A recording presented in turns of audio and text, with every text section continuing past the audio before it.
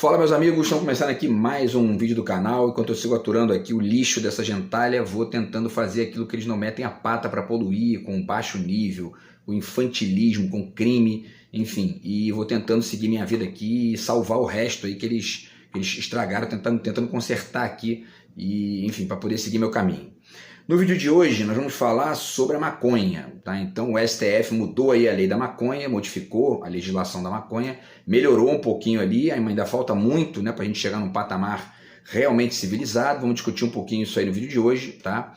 Mas enfim, pelo menos o STF deu uma minimizada ali, uma série de problemas, e nós vamos falar um pouco sobre isso no vídeo de hoje, tá? Então, antes deixo com vocês aqui mais uma vez a dica do meu novo livro de poemas, está aqui do outro lado de cá. Quem quiser entrar em contato aí, o zap está na descrição do vídeo. Estou anunciando o meu livro aqui desde, se não me engano, desde agosto ou setembro do ano passado, e não consegui vender ainda. Por quê? Por culpa desses bandidos, desse lixo de gente aqui que eu estou aturando, poluindo a minha vida com, enfim, com a bosta que eles são, tá? E de qualquer maneira estou aqui tentando publicar o meu primeiro romance, tá? Apesar, né, da sabotagem dessa gentalha, vou continuar tentando fazer aqui a minha vida, seguir a minha vida, tá? A despeito dos crimes desses animais.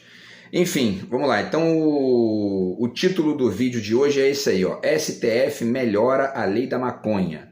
É suficiente? A resposta já é evidente, né? Claro que não, né?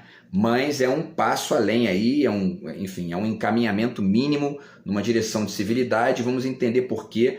Porque isso que o STF fez tem dois efeitos imediatos enriquecedores para a sociedade, tá? Agora, evidentemente que vai ter aí uma série de chororô, uma série de, enfim, de confrontos, porque a gente vive num país hipócrita, um país, enfim, cheio de direitistas, preconceituosos, hipócritas, cínicos, canalhas, estúpidos e, enfim, e no limite até bandidos, tá? Como tá cheio lá no Congresso de gente ali para poder atrapalhar a vida dos outros, mas lucrar, enfim, né, roubar o dinheiro público para si próprio, né? Enfim, vamos falar um pouquinho então sobre esses dois efeitos, tá? E primeiro eu vou explicar rapidamente aqui qual foi a mudança para vocês, para a gente chegar nessa reflexão aí, tá?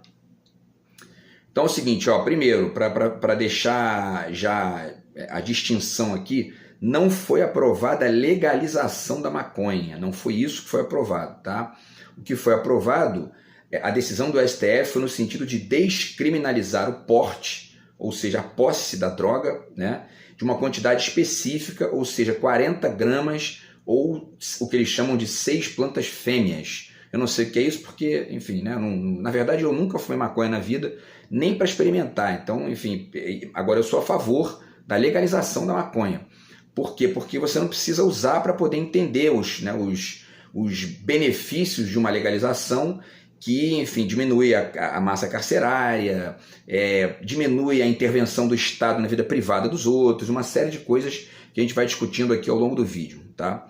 Então, enfim, e inclusive no sentido de legislar sobre o vício alheio, né? Porque o vício é problema de cada um. Se você consegue... O problema não está no vício. O problema, eu falei disso, acho que ontem ou anteontem, quando eu fiz um vídeo aqui e comentei a questão dos jogos de azar, né? O problema não é o vício. O problema é quando você afeta outra pessoa que se incomoda com aquilo, com o seu vício. Esse é o problema, né? O resto é moralismo de quinta categoria, é discussão de jardim de infância que, enfim, né, que a gente tem que ficar aturando aqui porque, enfim, o Brasil é esse país difícil aí, tá? Mas enfim, então a partir dessa mudança na lei aí, então a posse de até 40 gramas de maconha está descriminalizada, portanto não é mais crime, certo? Então e aí qual é a mudança ali de tipificação? Até 40 gramas você passa a ser usuário e a partir de 40 gramas você é traficante. Para mim isso continua estúpido, mas enfim, né? É uma mudança aí, é melhor isso do que nada, né? Bom, a votação foi, né, o resultado da votação foi de 6 votos a 3, tá, no STF, e a Agência Brasil noticiou o seguinte aqui: com a decisão, não comete infração penal quem adquirir, guardar, tiver em depósito, transportar ou trouxer consigo até 40 gramas de maconha para consumo pessoal. Eles continuam: permanece proibido, portanto ilícito, né, fumar a droga em local público, mas as consequências passam a ter natureza administrativa e não mais criminal, né? Ou seja, né, o encaminhamento para cursos enfim, para cursos educativos, né, para mostrar os malefícios da droga, e normalmente os malefícios físicos e emocionais, enfim, né, e a partir de uma perspectiva sempre moralista e tudo mais. Mas, enfim, menos mal porque isso agora não criminaliza mais, né? Então isso vai diminuir a massa carcerária, vai diminuir, enfim, a pobreza, vai diminuir inclusive o trabalho inútil, né, de pessoas do judiciário que ficam ali perdendo tempo com discussões. Vocês vão ver aqui que mais de 6 mil processos hoje em dia no Brasil de usuários de porte pequeno de droga. Quer dizer, mais de 40 mil pessoas presas por conta disso aí. Então, quer dizer, é um negócio, é uma estupidez inacreditável. A maioria esmagadora dessas pessoas que estão presas e que estão sofrendo processo é a população negra, pobre, das favelas, etc. e tal. Por quê? Porque o riquinho, ele usa a droga e ninguém encosta a mão nele. Porque a gente vive no Brasil, é preciso entender isso, né? E mais do que isso, porque isso provavelmente acontece em outros países também, essa questão de uma certa distância do rico para pagar por esses crimes leves, né? Rico muitas vezes não paga nem por crime pesado, que dirá por crime leve. Então, quer dizer, aí você vai nas raves, você vê lá a droga rolando solta, né? Enfim, nas festas da Zona Sul aqui do Rio, você vai ver a droga ali rolando solta e não tem nenhuma represália policial, ou enfim, né? Até porque eles nem chegam perto, porque existe toda uma lógica narrativa e ao mesmo tempo estrutural da sociedade, que é a de que o bandido é o cara da favela. Né, o cara que é, enfim, filhinho de papai, que mora na Zona Sul, mora em Ipanema, tudo, mas não, ele está ali no legalize. Né? Então, quer dizer, na verdade o legalize tem que ser para todo mundo, né? Porque senão a gente vive essa lógica estúpida, excludente, enfim, medíocre. Tá? Bom, então não existe mais inquérito policial, nem processo judicial que discuta condenação nesses casos aí até 40 gramas. No máximo, um curso educativo, como eu falei, mas sem consequências penais. Acaba, portanto, também a possibilidade de prisão em flagrante. Né? O policial pode ali ponderar, até levar a pessoa para a delegacia para pesar a droga, para ver se tem ali realmente 40 ou não, o que eu já acho também um absurdo, porque, enfim, né? Mas diminui aí o problema, porque se pesar e tiver menos de 40 gramas, a pessoa vai embora. Se tiver 42 gramas, a pessoa aí vai presa, olha só, né? Ou, enfim, vai pagar ali e tal, como traficante, quer dizer, é um negócio inacreditável. Mas vamos lá, e aí o Barroso, o ministro Barroso, ele fez o seguinte comentário aqui, falando sobre a questão, inclusive, de você alterar as decisões anteriores à lei, tá? Isso aqui é importante, ó. O Barroso diz o seguinte, abre aspas, a regra básica de direito penal é que a lei não retroage se ela agravar a situação de quem é acusado ou esteja preso. Para beneficiar é possível. Então, quer dizer, isso e é possível de que maneira? Através de recursos. Né? Então, as pessoas que estão presas aí por conta de droga, aí, essa questão, né, essa quantidade pequena de droga, podem recorrer e a lei retroage para que elas saiam da cadeia e tal, porque para além de ser um absurdo em si mesmo, você prender uma pessoa porque a pessoa fumou maconha ali ou ficou doidona de maconha, quando a pessoa vai para a cadeia no Brasil, infelizmente no Brasil a cadeia, a prisão, ela é uma escola do crime. E ela além de uma escola do crime, ela é um local de vingança da sociedade, da parte estúpida da sociedade, contra as pessoas que estão ali, enfim, que deveriam passar por aquele período ali para se ressocializar, enfim, para poder voltar para a sociedade melhores do que eles entraram ali. Na maioria esmagadora dos casos, eles voltam piores. Por quê? Porque ali é um local feito no Brasil, infelizmente, para isso, para poder, enfim, a sociedade se vingar, os bolsonaros da vida se vingarem, né?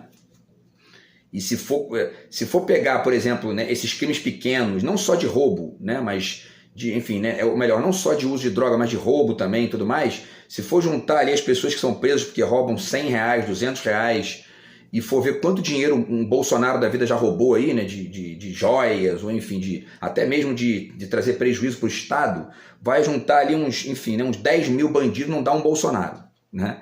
Então, quer dizer, mas o Bolsonaro está ali comemorando essa prisão estúpida que a gente tem no Brasil, essa prisão medíocre e que, enfim, para além de piorar muita gente que entra ali, está ali cheio de gente que está ali por conta enfim, de gramas de maconha, quer dizer, e todos praticamente pretos, pobres da favela, tá? Então, quer dizer, uma lógica idiota que a gente tem que ir tentando superar. Continuando aqui, o STF então determinou que o CNJ, tá, que é o Conselho Nacional de Justiça, adote medidas para cumprir a decisão, além de promover mutirões carcerários com a Defensoria Pública para apurar e corrigir prisões que tenham sido decretadas fora dos parâmetros modulados na decisão. Isso é uma matéria da Carta Capital. Tá? No Brasil, existem pelo menos 6.300 processos que envolvem o porte de maconha. As ações estavam suspensas e aguardavam a decisão do STF sobre a descriminalização. Então, esses processos vão ser revistos, né, e praticamente anulados, aí, porque isso é um negócio inacreditável, uma perda de tempo, né, para além da estupidez da intervenção estatal no vício alheio, no vício do indivíduo.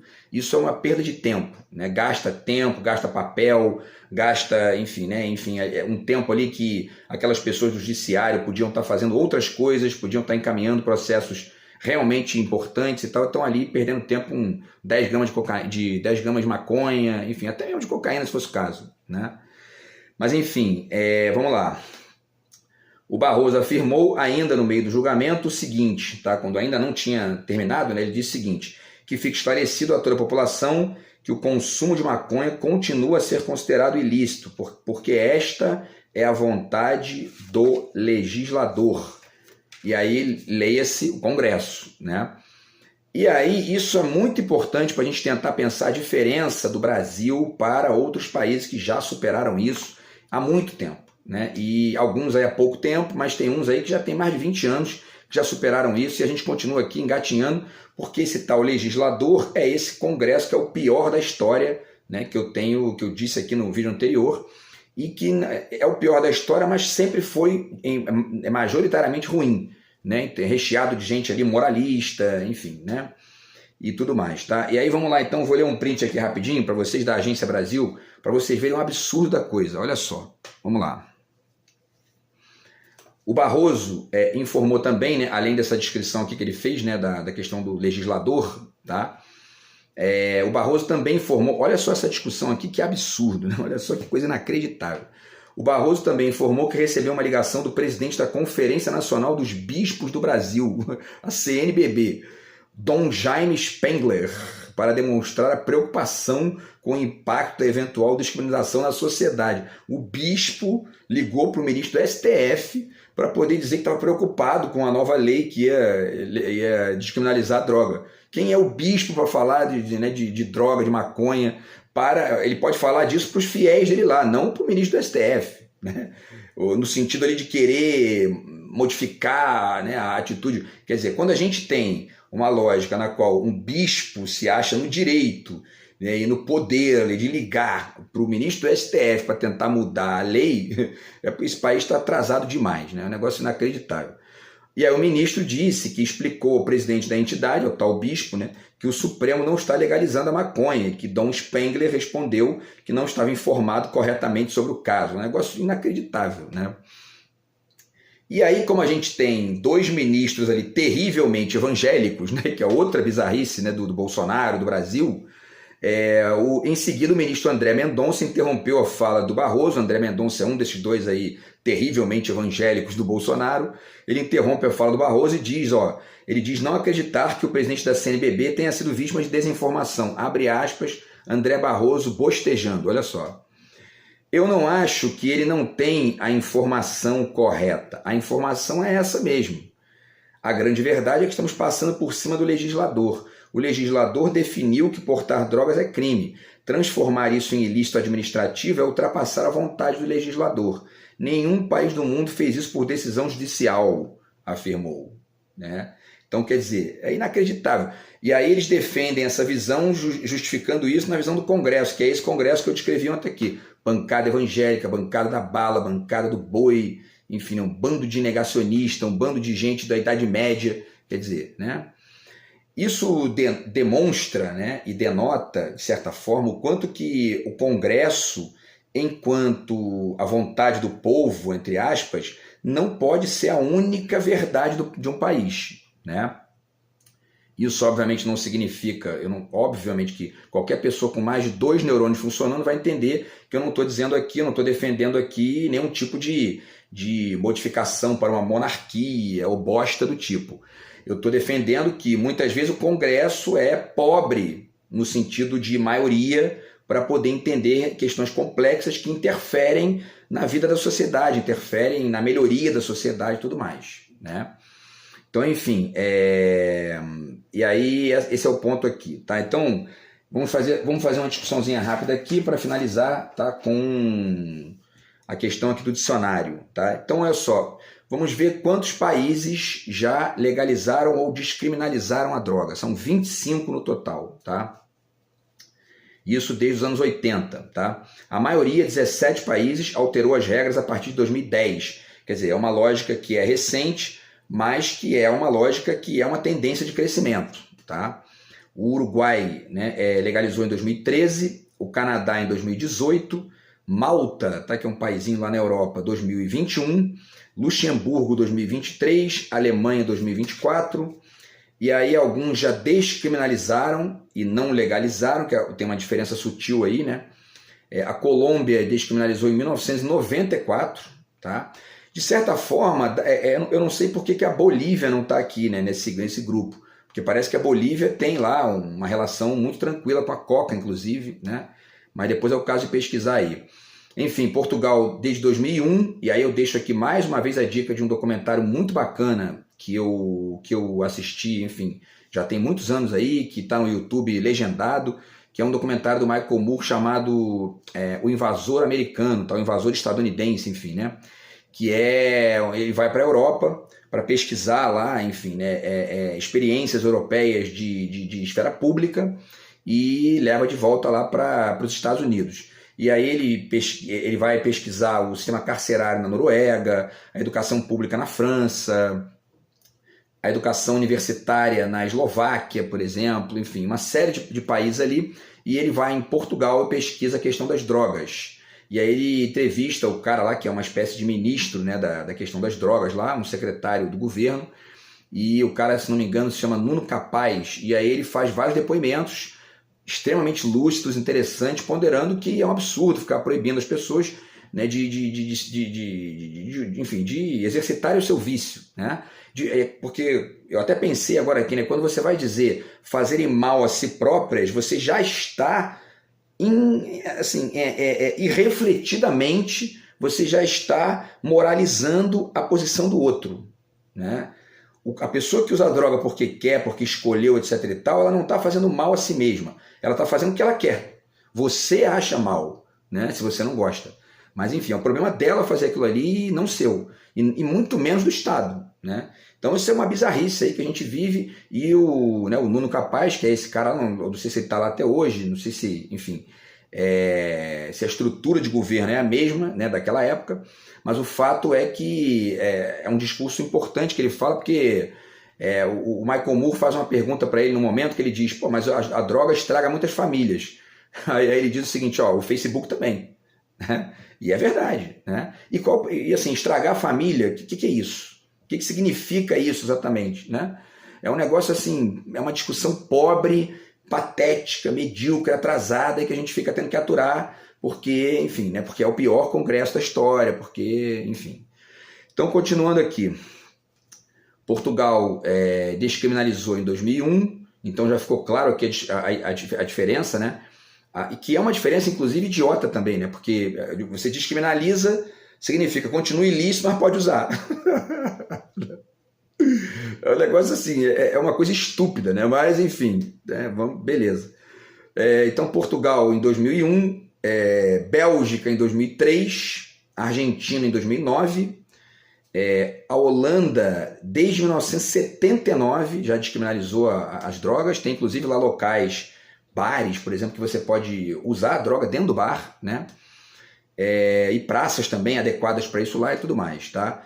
E os estados de Washington e Colorado nos Estados Unidos desde 2012, tá?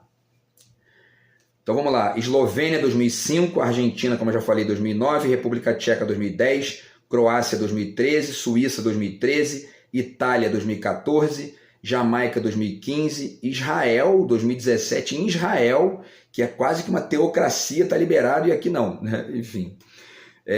A Geórgia, que é um país também ali, né? Não é a Geórgia, estado dos Estados Unidos, é a Geórgia, país, que é ali bem lá no leste lá da Europa, próximo ali da Rússia, tá? África do Sul em 2018, Tailândia em 2020, México em 2021. Então, assim, o grande debate disso aí qual é, né? É o debate é o confronto, né, entre a liberdade de escolha do indivíduo e o moralismo de certas figuras que acabam se infiltrando no Estado e empobrecendo a discussão, empobrecendo a lei, empobrecendo a vida social, porque, como eu falei, para além da consequência direta, estúpida, estrito sensu, do Estado se meter no vício da pessoa, do indivíduo, existem também as consequências disso, digamos, sociológicas, antropológicas, políticas, filosóficas, etc. e tal. Né? Quais são? Encarceramento em massa de pobres, negros, favelados e etc. e tal. Né? Os ricos não pagam por nada, pelo contrário, usam muito mais. O cara, o riquinho, né, que tem ali, tem 1 milhão na conta, ele mete a carreira de cocaína para dentro e nenhum policial chega perto dele. O outro ali usa 10 gramas de maconha, pronto, está na cadeia e fica lá muitas vezes 1 ano, 2 anos e piora como pessoa. Quer dizer, isso é uma consequência estrutural, contextual, filosófica, política, antropológica, sociológica das piores. Né? E se a gente não muda isso, essa lógica vai gerando consequências em cadeia. Né? Que aí o cara entra ali, ele entrou por causa de 10 gramas de maconha ou de cocaína, e aí ele entra, daqui a pouco ele sai dali um assassino, ou sai dali um traficante de armas, ou enfim, né? E isso inclusive não cabe nem muito em nenhum tipo de cálculo. É uma coisa que a gente tem que perceber por, sabe, reflexão, por, enfim, uma sacação ali que, se você for um moralista idiota, você não entende isso, né? Então, enfim, para finalizar, vamos para o sentido do que é a palavra droga, porque tem isso também, tá? Então tá aqui o dicionário, e aí, ó, o dicionário aqui, né? O Caldas Aulete, tá? Ele diz o seguinte aqui: droga, né? Substância entorpecente, alucinógena, cujo consumo pode causar dependência química. Qualquer substância usada em química, farmácia, etc. E aí tem um terceiro sentido que é nitidamente uma derivação moral do moralismo aplicado a esses entorpecentes, né? Que é o sentido de uma coisa de pouco valor, insignificante ou de má qualidade. Isso é uma droga, né? Isso é uma porcaria. Só que o nome da farmácia é drogaria, né? Certo?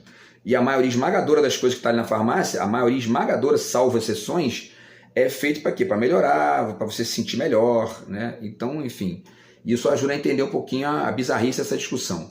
E aí um último ponto ainda nessa definição do dicionário, nessa primeira aqui, substância entorpecente alucinógena, cujo consumo pode causar dependência química, nesse pode está a explicação para toda essa bosta que a gente tem que aturar aqui. Pode, mas não pode, mas também pode não, né?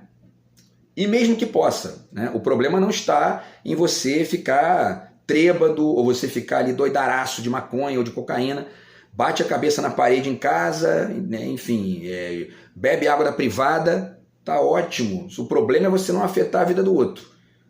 O parâmetro não pode ser um parâmetro moral dessa discussão de porque faz mal a droga. Isso é uma discussão, na minha perspectiva, idiota, assim, atrasada. O problema está em você fazer mal ao outro.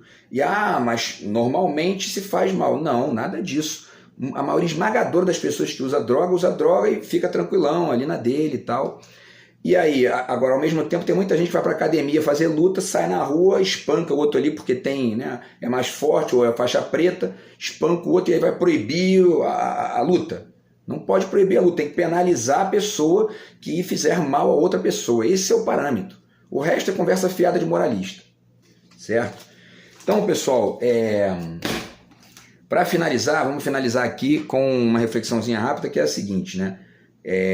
Isso aqui eu já falei, né, que o parâmetro não pode ser... Inclusive, se a gente pega aí, ó, normalmente as pessoas falam da cerveja, né, para poder dizer que, porque tem droga liberada a cerveja. Cachaça, o negócio, eu já vi, tinha um senhor, no lugar onde eu morei há alguns anos aí, que ele era viciado em cachaça. Ele muitas vezes não conseguia subir a escada para poder ir para a casa dele. Ficava deitado na calçada lá. Mas não estava batendo ninguém, não estava agredindo ninguém, não estava hackeando o sistema de ninguém, não estava sabotando a vida de ninguém, não estava xingando ninguém na rua disfarçadinho. Estava ali usando a cachaça dele, tá tudo certo. Isso para mim E aí se discute a maconha. Do meu ponto de vista, eu nunca fumei maconha e nunca bebi cachaça, mas pelo que eu vejo, né, a cachaça faz muito mais, assim, gera, eu ia falar mal, né, mas gera muito mais alterações ali no sentido de deixar a pessoa entorpecida do que a maconha, né, e a cachaça você encontra em qualquer esquina. Então, assim, isso é uma discussão idiota que só se sustenta com essa direita patética que a gente tem no Brasil e especialmente no Congresso, tá? E por último, então é isso, né? A discussão é essa: o Estado não pode ser responsável por legislar sobre o vício dos indivíduos, né? Até porque, repetindo o que eu já falei aqui no início do vídeo, o Estado jamais faz isso quando esse vício é dos ricos, certo? É ilusão ou canalice acreditar no contrário, tá? E aí, por último, deixo com vocês aqui a dica de um texto do Leonardo Sakamoto, que eu vou tentar deixar o link aí e atualizar os outros, tá? No qual ele fala exatamente isso aqui. Ele diz, né, STF não legalizou maconha, só acabou com o privilégio de ricos que fumam, né? E eu diria até mais, né? Eu concordo plenamente com ele, mas nem acabou, porque, né, os ricos que fumarem 50, 100, 200 gramas também não vão ser presos, né? Não vai mudar nada, né? Então, assim, ou legaliza de maneira inteligente, ou isso vai continuar essa estupidez aí, excludente, né? Mas o Sakamoto diz uma coisa muito interessante aqui, ele fala: para entender o Brasil não basta ver quem se estrepa, mas quem sempre se dá bem, né? Duas pessoas, uma branca e rica e a outra negra e pobre, que estejam portando a mesma quantidade de maconha, portanto 50, 40, 100, 200 gramas, tendem a ter destinos diferentes segundo as estatísticas policiais, né? Um é repreendido porque fez uma coisa feia, o outro humilhado, processado, preso por ter cometido um crime terrível. E não raro apanha, né? O que é também inacreditável, né?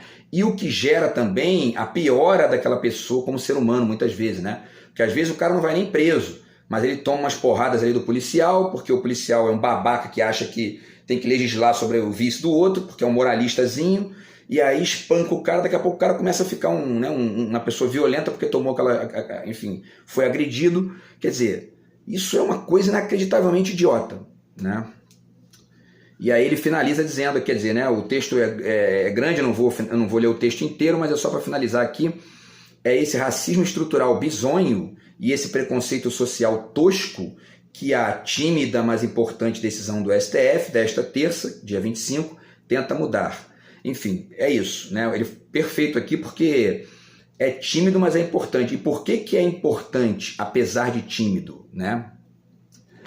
Por um motivo muito simples, porque abre um precedente, abre uma jurisprudência, abre um encaminhamento aí de debate mais amplo para a gente superar essa pobreza, essa tosqueira medíocre, moralista, patética que a gente vive no Brasil e que gera, como eu falei, enfim, uma série de consequências em cadeia que vão tornando a sociedade mais pobre, mais, enfim, violenta, mais desigual, e esse racismo estrutural que ele cita muito bem ali, que é o que coloca a população negra na cadeia e não os riquinhos da Zona Sul.